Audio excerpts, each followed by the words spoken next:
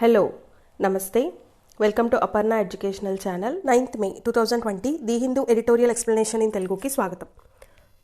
ఇవాళ వచ్చిన ఆర్టికల్స్ చూద్దాము. కంటెంప్ట్ ఫర్ లేబర్, మనకి కార్మికులకి సంబంధించి లేబర్ రిఫార్మ్స్ దాంట్లో కంటెంప్ట్ ఫర్ లేబర్ని ఒక ధిక్కారమైన వైఖరి ఉంది లేబర్ పట్ల. అండ్ దట్టు ఇప్పుడు లేబర్ రిఫార్మ్స్లో లేబర్ లాస్లో కొన్ని ఎగ్జంప్షన్స్ అనేవి వస్తున్నాయి. ఈ COVID-19 లాక్డౌన్ ఎండ్ అయిపోయిన తర్వాత మనం యుద్ధ ప్రాతిపదికన అన్ని పారిశ్రామిక కార్యకలాపాలు స్టార్ట్ చేయాల్సిన టైంలో ఈ లేబర్ కదా ఎక్కువ అవసరం, సో దట్ వాళ్ళకి ఎక్కువ పని దినాలని పెంచవచ్చు, వాళ్ళ సెక్యూరిటీ అనేది చూసుకోపోయినా పర్వాలేదు లాంటి లేబర్ లాస్లో కొన్ని ఎగ్జంప్షన్స్ తీసుకురావడం వల్ల స్టేట్ గవర్నమెంట్ కానీ స్టేట్ గవర్నమెంట్స్ తీసుకొస్తున్నాయి స్పెషల్గా. సో సెంట్రల్ గవర్నమెంట్ అనేది వాటిని అరికట్టాలి అన్న కాంటెక్స్లో ఈ లేబర్ పట్ల చాలా ధిక్కారమైన వైఖరి చూపిస్తున్నారు అంటూ కంటెంప్ట్ ఫర్ లేబర్ అని ఆర్టికల్ చెప్తున్నారు. ఇది చాలా ఇంపార్టెంట్ ఆర్టికల్, దీన్ని మనం డీటెయిల్గా డిస్కస్ చేద్దాం. And second one, slower growth and tighter fiscal. Growth అనేది చాలా తక్కువగా ఉంది. మనకి జీడిపి 4.9 or 4.5% మధ్యలో ఉన్న టైంలోనే ఈ కరోనా అటాక్ అనేది ఇంకా దానికి యాడ్ అయింది.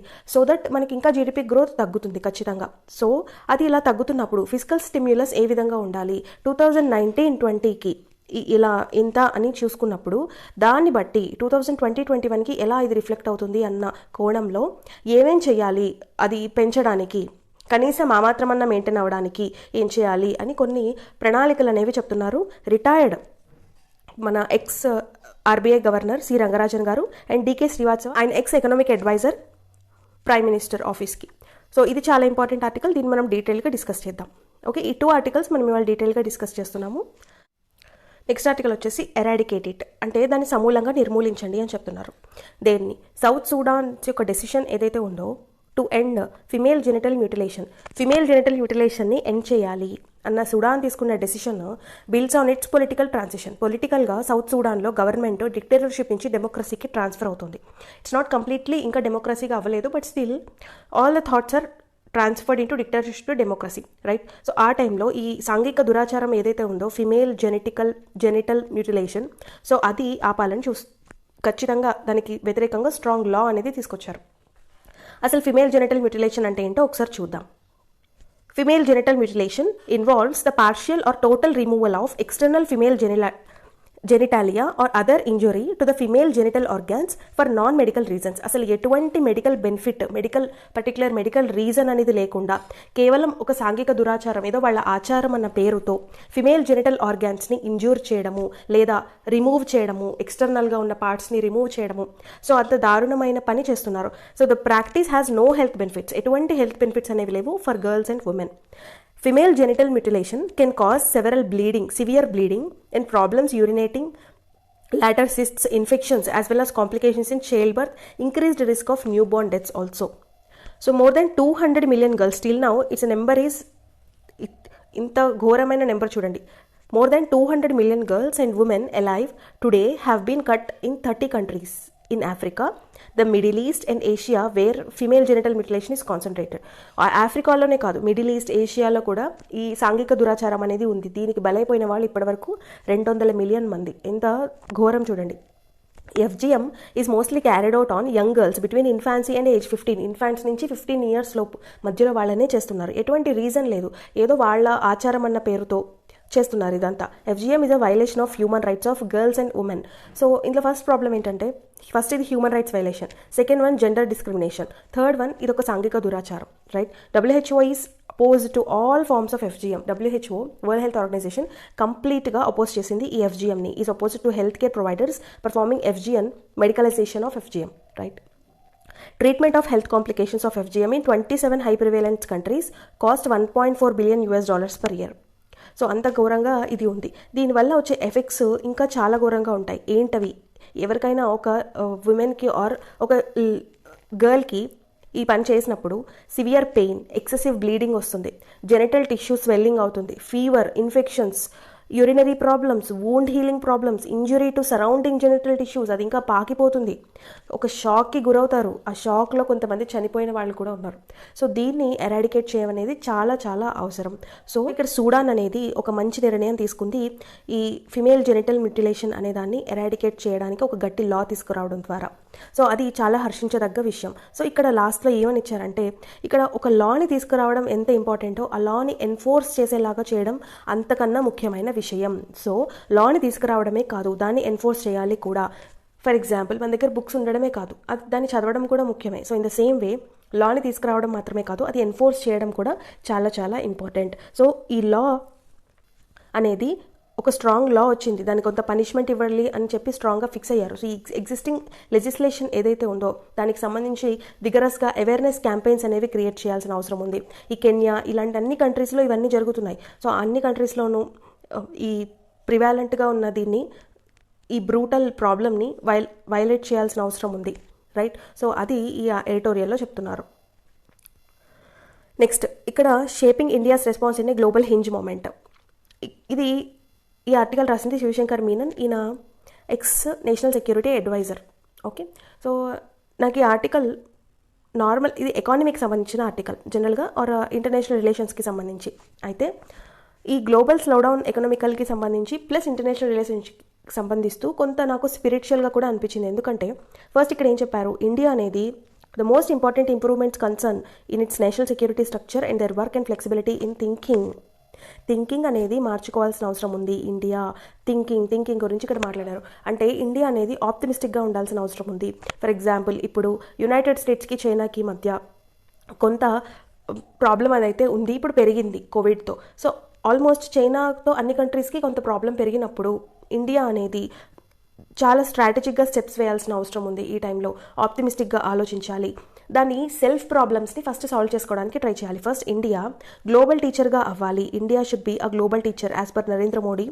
విశ్వగురు అవ్వాలి అని చెప్పారు. సో గ్లోబల్ టీచర్గా అవ్వడానికి first of all we should have abundant of knowledge. First of all మనకి నాలెడ్జ్ రావాలంటే all the pessimism, all the lack of నాలెడ్జ్నెస్, ల్యాక్ అనేది పోవాలి, రైట్? అప్పుడే నాలెడ్జ్ వస్తుంది, రైట్? అజ్ఞానం పోవాలి. సో ఇన్సైడ్గా మన లోపల ఉన్న ప్రాబ్లమ్స్ ఏంటి, ఇండియా డెవలప్డ్ కంట్రీస్తో పోలిస్తే ఇండియాలో ఉన్న ప్రాబ్లమ్స్ ఏంటి, హెల్త్, ఎడ్యుకేషన్, ఇలాంటి దాని ప్రాబ్లమ్స్ అన్నిటిని, నేషనల్ సెక్యూరిటీ, అది ఓవర్కమ్ చేయడానికి ట్రై చేయాలి. So that obviously it will become a better way, it will become a global teacher. అది ఆయన ఎడిటోరియల్లో చెప్తున్నారు. నెక్స్ట్ ఇక్కడ when virus finds a space in it's India's largest slum. ఇక్కడ social డిస్టెన్సింగ్కి సంబంధించి slum areas అవి చాలా దగ్గరగా ఉంటాయి స్లమ్ అంటేనే. సో ఆ స్లమ్ ఏరియాస్లో ఇక్కడ వస్తున్న ఫస్ట్ ప్రాబ్లం ఏంటంటే ప్యాక్డ్ సెటిల్మెంట్స్ అనేవి ఉంటాయి, అలాగే కామన్ టాయిలెట్స్ అనేవి ఉంటున్నాయి వాళ్ళకి. సో ఈ ప్యాక్డ్ సెటిల్మెంట్స్, కామన్ టాయిలెట్స్ చాలా పెద్ద ప్రాబ్లం అయిపోయింది. ఇండియాస్ లార్జెస్ట్ స్లమ్ అయిన ముంబైలోని ధార్వి అనే ప్లేస్ అనేది ఇండియాలో పెద్ద స్లమ్ ఏరియా. సో ఈ ఏరియాలో చాలా ప్రివేలెంట్గా ఉంది. సో దీనికి సంబంధించి ఏమేమి ప్రికాషన్స్ తీసుకోవాలి, దీన్ని ఎలా ఎరాడికేట్ చేయాలి, ఇక్కడ అంతా పెద్ద స్టోరీ ఇచ్చారు. ఎవ్రీ సాటర్డే బిగ్ ఆర్టికల్ వస్తుంది, కంప్లీట్ స్టోరీ. సో దీంట్లో అసలు ఎలా స్టార్ట్ అయింది, అక్కడ ఎలా స్ప్రెడ్ అయింది, ఆ స్టోరీ అంతా ఇచ్చారు. దాంతోపాటు ఇక్కడ ఫస్ట్ ప్రాబ్లం ఏం చేయాలంటే, ఇక్కడ ఈ కామన్ టాయిలెట్స్ ఉన్నాయి. సో ఈ కామన్ టాయిలెట్స్ ప్రాబ్లం, దాని ద్వారా కోవిడ్ అనేది స్ప్రెడ్ అవ్వకుండా ఉండాలంటే ఖచ్చితంగా శానిటేషన్ అనేది చూడాలి, రైట్? అంటే వీళ్ళకి ఈ హ్యాండ్ శానిటైజర్స్ వీటన్నిటిని ఎక్కువ మోతాదులో ఈ కామన్ టాయిలెట్స్ దగ్గర పెట్టాల్సిన అవసరం గవర్నమెంట్కే ఉంది, రైట్? సో అదొకటి ఇది చేయాలి. సో వాళ్ళకున్న ప్యాక్డ్ సెటిల్మెంట్స్ ఏవైతే ఉన్నాయో వాళ్ళు వాటిలోనే ఉంటూ కోవిడ్ స్ప్రెడ్ని తగ్గించుకోవాలి కాబట్టి సెల్ఫ్ హైజీన్ మెయింటైన్ చేయాలి, మాస్క్స్ ఎప్పుడు కంటిన్యూస్గా పెట్టుకుంటూ ఉండాలి. ఇవన్నిటిని కూడా వాళ్ళు మెయింటైన్ చేసే విధంగా చూడడం మాత్రమే దీనికి ఉన్న సొల్యూషన్ అనమాట. సో అది కంప్లీట్ స్టోరీ అంతా ఇక్కడ చెప్తున్నారు every Saturday. Okay, so these are all the editorials. So ఈ ఫస్ట్ 2 ఎడిటోరియల్స్ మనం క్లియర్గా చూద్దాం ఇప్పుడు. Contempt for labour. So labour పట్ల ఒక నిర్లక్ష్యమైన వైఖరి అనేది ఉంటుంది. సో దానికోసం ఏం చేయాలి, centre should not allow exemptions from welfare laws for workers muted by states start చేసిన వెల్ఫేర్ లాస్ పట్ల ఉన్న ఎగ్జంప్షన్స్ ఏవైతే ఉన్నాయో వాటిని centre should not allow, central government అనేది అలౌ చేయకూడదు అని చెప్తున్నారు. At a time when everyone is waiting and early end to the health and economic crisis caused by the global pandemic. So ఈ COVID-19 తెచ్చిన ఈ హెల్త్ క్రైసిస్, గ్లోబల్ క్రైసిస్ ఒక ఎండ్కి వస్తుంది, lockdown అయిపోతుంది అని అందరూ ఎదురు చూస్తున్న టైంలో the interest of labour and workers are once again set to be sacrificed. So ఇక్కడ ఫస్ట్ ఆఫ్ ఆల్ ఎవరు పాపం అయ్యారో అంటే లేబర్సే. ఫస్ట్ ఆఫ్ ఆల్ పాపం అయింది లేబర్స్ అనమాట. ఇక్కడ the revival of business and economic activity after weeks of forced closure is indeed a key objective to be achieved, right? అంటే ఇప్పటి వరకు అన్ని క్లోజ్ ఉన్నాయి, బిజినెసెస్ కానీ ఎకనామిక్ యాక్టివిటీస్ కానీ. సో వీటిని మళ్ళీ యుద్ధ ప్రాతిపదికన బాగా స్టార్ట్ చేయడమే కీ ఆబ్జెక్టివ్. మనం మళ్ళీ ఫాస్ట్ పేస్లో ఉండాలి అంటే లాక్డౌన్ అయిపోగానే. అందరు చేసే పని కూడా అదే కదా. హవెవర్ కానీ it is amoral and perverse on the part of some states to address this need by granting sweeping exemptions from legal provisions aimed at protecting labourers and employees in factories ఇండస్ట్రీస్లో కానీ ఫ్యాక్టరీస్లో కానీ other ఎస్టాబ్లిష్మెంట్స్లో కానీ పనిచేసే ఈ labourers యొక్క ప్రొటెక్టింగ్కి సంబంధించి legal provisions ఏవైతే ఉన్నాయో వాటికి స్వీపింగ్ ఎగ్జంప్షన్స్, పర్వాలేదు వాళ్ళకి ప్రొటెక్షన్ ఇవ్వకపోయినా పర్వాలేదు, వాళ్ళ యొక్క పని గంటలు 8 hours నుంచి 12 hours పెంచేసినా పర్వాలేదు, నో ఎక్స్ట్రా పేమెంట్, వాళ్ళకి కనీసం ఫస్ట్ ఎయిడ్ అవైలబిలిటీ కూడా అక్కడ ఉండదు. సో ఇలాంటివన్నీ గవర్నమెంటే ఓకే అని చెప్పి స్టేట్ గవర్నమెంట్సే ఇచ్చేసాయి, స్వీపింగ్ ఎగ్జంప్షన్స్ అనేవి ఇచ్చాయి. సో అది చాలా ఎమోరల్ అండ్ పర్వర్స్, అది మాత్రం చాలా దారుణమైన విషయము. ఫర్ ఎగ్జాంపుల్ మధ్యప్రదేశ్ తీసుకోండి. Madhya Pradesh has embarked on a plan to give a boost to business and industry by allowing units to be operated without many of the requirements of the factories act. ఏమనిచ్చింది Madhya Pradesh government?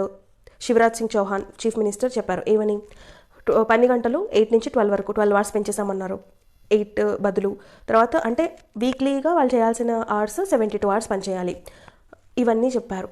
Section 5 act, ఆ యాక్ట్లో, labour laws యాక్ట్లో section 5 కింద మేము దీన్ని 3 months వరకు continue చేయొచ్చు, మేము ఇంకా సెంటర్ నుంచి ఎక్స్పెక్ట్ చేస్తున్నాము, అది 1000 days వరకు ఎక్స్టెండ్ అవుతుంది అని చీఫ్ మినిస్టర్ చెప్తున్నారు. అది ఎంత అంటే 3 months కాకుండా వీళ్ళు 1000 days in the sense 1 year, 2 years, right? అంటే 2 years పాటు ఇది ఎక్స్పెక్ట్ చేస్తున్నారు. అది లేబర్ లాస్కి చాలా విరుద్ధమైన విషయం, right? Equality, right to equality అనేది దెబ్బతింటుంది.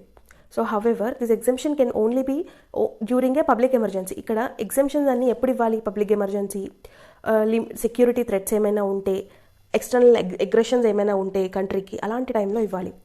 ఉత్తరప్రదేశ్ కూడా మధ్యప్రదేశ్తో పాటు అప్రూవ్ చేసింది ordinances suspending for 3 years all labour laws అన్నింటినీ 3 years వరకు మేము సస్పెండ్ చేసేస్తున్నాము, లేబర్ లాస్ లేవు, ఏం లేవు అని చెప్పి ఉత్తరప్రదేశ్ కూడా ఇచ్చిందనమాట. Abolition of child and bonded labor, women employees, construction of workers and payment of wages, besides compensation to workmen for accidents while on duty. వాళ్ళకి కొన్ని లేబర్ లాస్లో ఇవన్నీ ఉంటాయి కదా. చిన్నపిల్లల్ని ఎలా చేయకూడదు, యాక్సిడెంట్స్ అయినప్పుడు వాళ్ళకి కొంత ప్రొవైడ్ చేయాలి, ఈ ఓనర్స్కి రెస్పాన్సిబిలిటీ ఉంటుందన్నమాట. లేబర్ లాస్లో ఇవన్నీ రాసుంటాయి. సో వాటన్నిటికీ ఎగ్జంప్షన్ ఇచ్చేసింది. ఎందుకని? మనకి ఎకానమీని రివైవ్ చేయాలి అన్న పేరుతో. సో ఎకానమీ రివైవ్ చేయాలని మీరు లేబర్స్ని ఎలా బలి చేస్తారు? అలా చేయడం తప్పు కదా, అది ఈ ఆర్టికల్లో చెప్తున్నారు. Changes in the manner in which labour laws operate in a state may require the centres యొక్క అసెంట్, సమ్మతి ఖచ్చితంగా ఉండాల్సిన అవసరం ఉంది. One hopes the centre which is pursuing A labour reform agenda through consolidated codes for wages, right? ఆ centre అనేది కొన్ని consolidated codes పెట్టుకుంది. Industrial relations and occupational safety, health, వాళ్ళకి కావాల్సిన అట్లీస్ట్ మినిమం ఇప్పుడు 8 hours నుంచి 12 hours పెంచుతున్నారు. సో దట్ వాళ్ళు 12 hours అక్కడ స్పెండ్ చేసినప్పుడు వాళ్ళకి కావాల్సిన మినిమం ఫెసిలిటీస్ అనేవి ప్రొవైడ్ చేయాల్సిన బాధ్యత దట్ పర్టికులర్ ఓనర్ మీదే ఉంటుంది. సో అది సెంటర్ అట్లీస్ట్ అది వర్క్ అయ్యేలాగా చూడాల్సిన అవసరం ఉంది. ద మోస్ట్ అగ్రేరియస్ ఆస్పెక్ట్, అస్సలు మనం ద బ్యాడ్ ఆస్పెక్ట్ అనమాట అగ్రేరియస్ అంటే. అగ్రేరియస్ విషయం ఏంటంటే ఇక్కడ countries response to the pandemic was its inability to protect the most vulnerable sections and its vast under the class of labourers from its impact. COVID నుంచి కాపాడాలి, countries response ఏదైతే ఉందో అది కనీసం దాని మోస్ట్ వల్నరబుల్ సెక్షన్స్నే కాపాడలేకపోతుంది కదా. అంటే మీరు కోవిడ్ నుంచి కాపాడినప్పుడు మరి లేబర్ లాస్ని ఎగ్జామ్ చేసినప్పుడు వాళ్ళు ఎలా కాపాడబడతారు? ఈ labours poverty line, below poverty line వీళ్లే కదా మరి మనకి మోస్ట్ వల్నరబుల్ సెక్షన్ కంట్రీలో. సో వాళ్ళ మీద ఎక్కువ కాన్సన్ట్రేట్ చేయాలి గవర్నమెంట్. సో కానీ వాళ్ళ విషయంలోనే గవర్నమెంట్ ఉదాసీనత చూపించకూడదు, right? The emphasis in the initial phase was on dealing with health crisis even when the consequence of the creation of a economic crisis. ఇక్కడ ఎకనామిక్ క్రైసిస్ అనే పదంలో దాంతోపాటు health crisis, first of all health crisis వచ్చింది అన్న దాంతో lockdown పెట్టారు. ఇప్పుడు economic crisis వచ్చింది అన్న దాంతో లేబర్ లాస్ని ఎగ్జామ్ చేసేస్తున్నారు. అది ఎంతవరకు కరెక్ట్? ఓకే, లాక్డౌన్ అయిపోయింది, తర్వాత అన్నీ రివైవ్ చేయాలి బిజినెసెస్, అలా అని మీరు లేబర్ లాస్ని ఎగ్జామ్ చేస్తే ఎలాగా? While the country watches with horror the continuance of collective misery of migrant workers well into the third spell of nation lockdown. So ఈ మైగ్రెంట్ వర్కర్స్ ఎంత బాధపడుతున్నారు. ఈవెన్ టిల్ టుడే కూడా railway track మీద పడుకున్న వాళ్ళ మీద నుంచి రైలు వెళ్ళిపోయింది. ఎంత దారుణమైన సంఘటనలు జరుగుతున్నప్పుడు హౌ సెంట్రల్ గవర్నమెంట్ అసెంట్ ఎలా ఇస్తుంది ఈ స్టేట్ గవర్నమెంట్స్ తీసుకునే నిర్ణయాల్ని? సో ఖచ్చితంగా సెంట్రల్ గవర్నమెంట్ అనేది నో చెప్పాల్సిన అవసరం ఉంది. The attitude of the ruling class towards labor remains one of the utter apathy bordering on the contempt. So వాళ్ళ పట్ల నిర్లక్ష్య వైఖరి అనేది చూపించకూడదు.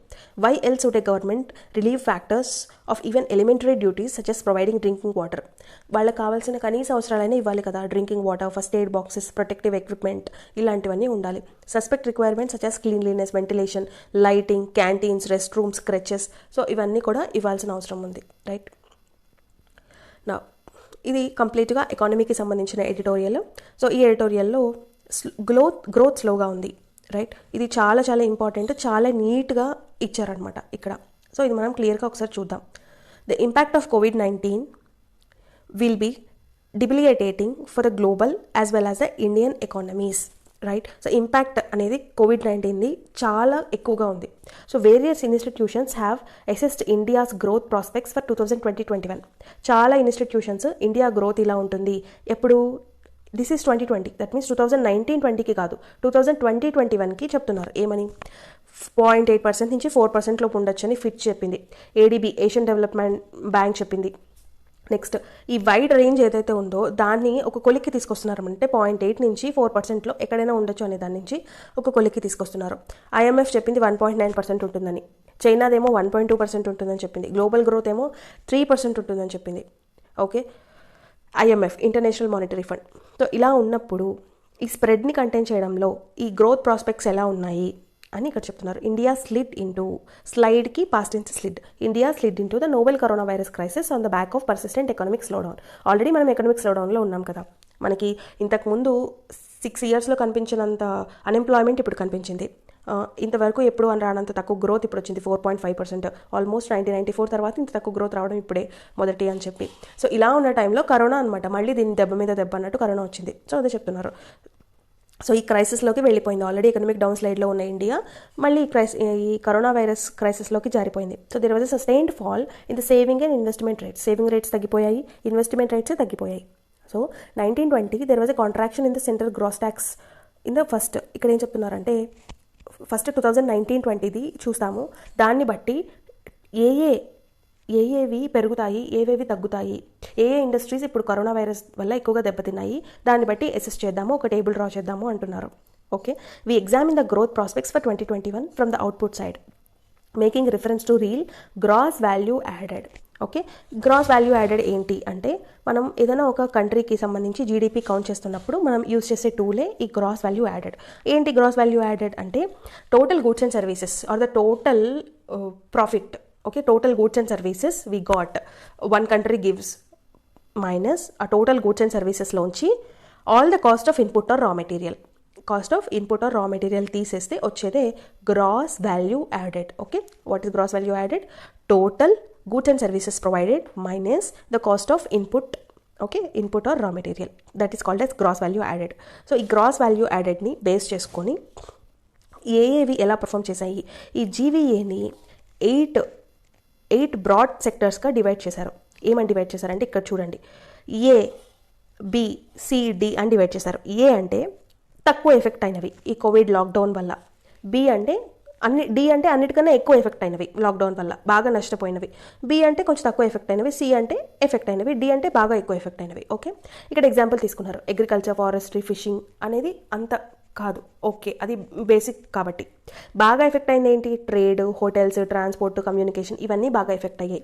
సో ఇక్కడ ఏం చెప్తున్నారు, ఫస్ట్ 2017-18, 18-19, 19-20 ఈ మూడింటికి సంబంధించిన యావరేజ్ తీసుకున్నారు ఇక్కడ ఈ పర్టికులర్ సెక్టార్స్కి సంబంధించి జీవీఏ ఎలా ఉంది అని. సో ఈ గ్రాస్ వాల్యూ యాడెడ్ వీటి యొక్క యావరేజ్ తీసుకొని దాన్ని మోడిఫైడ్ అడ్వాన్స్ ఎస్టిమేట్ చేస్తున్నారు. 2019-20కి ఎస్టిమేట్ చేసి దాని నుంచి మనము అలానే కంటిన్యూ అయినప్పుడు, అంటే ఏమాత్రం తగ్గకుండా కంటిన్యూ అయితే లాక్డౌన్ తర్వాత నుంచి, అప్పుడు 2020-21కి ఎంత ఉంటుంది. ఇప్పుడు 2019-20కి 4.4% ఉంది మన జీడిపి గ్రోత్, 2020-21కి 2.94% ఉంటుంది గ్రోత్, అంటే ఆల్మోస్ట్ 3% అంత గ్రోత్ ఉంటుంది అని చెప్పి ఎస్టిమేట్ చేసి చెప్తున్నారు.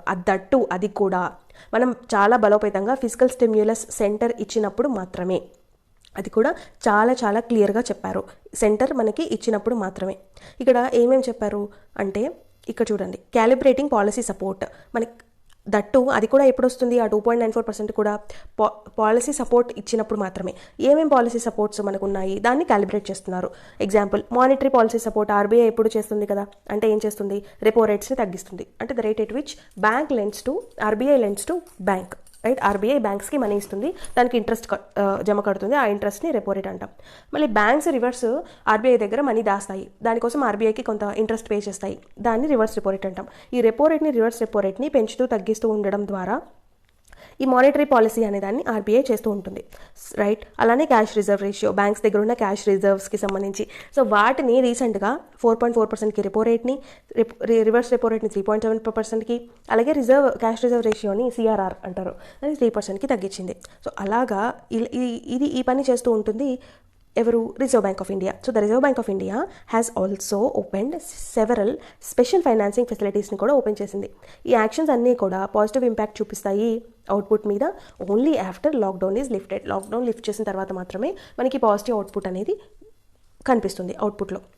సో ఈ మెజర్స్ అనేవి needs to be supplemented by an appropriate physical stimulus. So only ఈ ఆర్బీఐ చేసిన మానిటరీ పాలసీ చేంజెసే కాకుండా అనదర్ ఫిజికల్ స్టిమ్యులస్ కూడా దీనికి తోడైనప్పుడు మాత్రమే మనకి సరైన రిజల్ట్ కనిపిస్తుంది. Although industry has been clamouring for a large physical stimulus.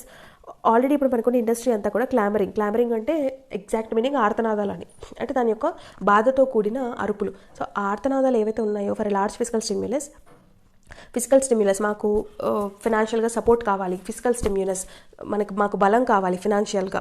So దానికోసము ఈ freezing of enhancements of DRS allowance ఏం చేసింది గవర్నమెంట్, వాటికి ఇవ్వడం కోసము, ఇండస్ట్రీస్ వాటికి ఇవ్వడం కోసము గవర్నమెంట్ దగ్గర కూడా మనీ కావాలి, గవర్నమెంట్కి ఇన్కమ్ ఆగిపోయింది కాబట్టి ఏం చేస్తోంది, మనకి ప్రతి వాళ్ళకి డిఆర్ఎస్ అలవెన్స్ అని ఉంటుంది, రైట్. గవర్నమెంట్ ఎంప్లాయీస్కి వీళ్ళందరికీ ఈ డిఆర్ఎస్ అలవెన్స్ పెంచడాన్ని ఆపేసింది, freezing of enhancements of DRS allowance. So ఇది ఒకటి చేయొచ్చు. సో దానివల్ల దిస్ మే రిజల్ట్ ఏమవుతుంది, 37,000 crore అనేది ఉంటుంది. అలానే సెంట్రల్ గవర్నమెంట్కి, అలాగే 82,000 crore స్టేట్స్కి మిగులుతుంది. ఇప్పుడు స్టేట్ గవర్నమెంట్ ఎంప్లాయీస్ అయితే డిఎల్ ఆపేస్తే స్టేట్ గవర్నమెంట్కి, సెంట్రల్ గవర్నమెంట్ ఎంప్లాయీస్కి డిఆర్ఎస్ అలవెన్స్ ఆపేస్తే సెంట్రల్ గవర్నమెంట్కి. సో ఈ 37,000 82,000 మిగులుతాయి. సో ఈ 37,000 82,000 ఎంత అవుతాయి, జీడిపిలో 0.6% వరకు వస్తుంది. ఓకే, సో అలాగా 0.6% తీసుకొచ్చారు. అలాగా ఇంకా ఏమేమి తీసుకొచ్చారు, ఫిజికల్ డెఫిసిట్ కొన్ని మార్గాల ద్వారా తీసుకొస్తున్నారు. చూడండి ఇక్కడ క్లియర్గా చెప్తున్నారు, financing of first deficit poses a major challenge this year. On the demand side the central 6%, state government 4%, central state public sector undertaking 3.5%, together presented total public sector borrowing requirement of 13.5%. Okay, ఇక్కడ growth ఎంత ఉంటుందని చెప్తున్నారు, మొత్తం 2.94%, right. So అంత GDP growth సాధించడానికి మనం ఇంకా physical deficit ఉంటుంది, మనం ఈ డిఆర్ఎస్ అలవెన్స్ ఇవన్నీ చేసినప్పటికీ కూడా. సో దీనికి సంబంధించి against this the total available resources may at best be 9.5% of GDP consisting of excess saving of the private sector at 7%. So ఈ గ్యాప్ని పూడ్చడం కోసం this gap may be bridged by enhancing net capital inflows including borrowing from abroad and by monetising some part of central deficit. So ఈ monetising debt మనకి ఇక్కడ ఏమన్నారు, abroad borrowings అన్నారు. So అది కాకుండా అబ్రాడ్ బారోయింగ్స్ మనకు అన్నీ తెలుసు, గవర్నమెంట్ తీసుకుంటుంది ఐఎంఎఫ్ నుంచి, ఏషియన్ డెవలప్మెంట్ బ్యాంక్ నుంచి. అది కాకుండా ఇంకేంటి ఇక్కడ చెప్పారు, మానిటైజేషన్ ఆఫ్ డెట్. ఈ మానిటైజేషన్ ఆఫ్ డెట్ అంటే ఏంటి అంటే, మనకి గవర్నమెంట్ బాండ్స్ ఉంటాయి, ఈ గవర్నమెంట్ బాండ్స్ అనేవి ప్రైవేట్ సెక్టార్లో పెట్టి, ఈ ప్రైవేట్ సెక్టార్లో ఉన్న గవర్నమెంట్ బాండ్స్ని ఆర్బీఐ తీసుకుని దానికి కొంత అమౌంట్ అనేది పే చేస్తుంది గవర్నమెంట్కి, బారో విధంగా అంటే తాకట్టులాగా పెట్టి కొంత ఇంట్రెస్ట్ మీద మనీ అనేది ఇస్తుంది గవర్నమెంట్కి. సో దట్ ఆ మనీ అనేది ఈ జీడిపిలో ఉన్న ఫిజికల్ డెఫిషియట్ని గవర్నమెంట్ పూడ్చుకుంటుంది. సో అది ఎప్పుడు రికమెండెడ్ కాదు, అందుకే ఇక్కడ చెప్తున్నారు monetisation of debt can be best be a one time effort. అది ఎప్పుడు ఒక్కసారి చేయాలి, this cannot be a general practice, అది జనరల్ ప్రాక్టీస్గా అవ్వకూడదు. సో ఇలాంటి మెజర్స్ అనేవి తీసుకోవడం ద్వారా అట్లీస్ట్ 2.94% గ్రోత్ ఫర్ 2021 దానికైనా మనం చేయగలిగే అవకాశం ఉంటుంది. సో ఆ విధంగా మనం ఇక్కడ ఫిజికల్ స్టిమ్యులస్ని స్ట్రక్చర్ చేయొచ్చు అని చెప్తున్నారు ఎడిటోరియల్లో. ఓకే, దిస్ కంప్లీట్లీ ఎకానమీకి సంబంధించిన editorial. Okay, this all for the today. Thank you so much for watching. Have a smart learning. Have a nice day.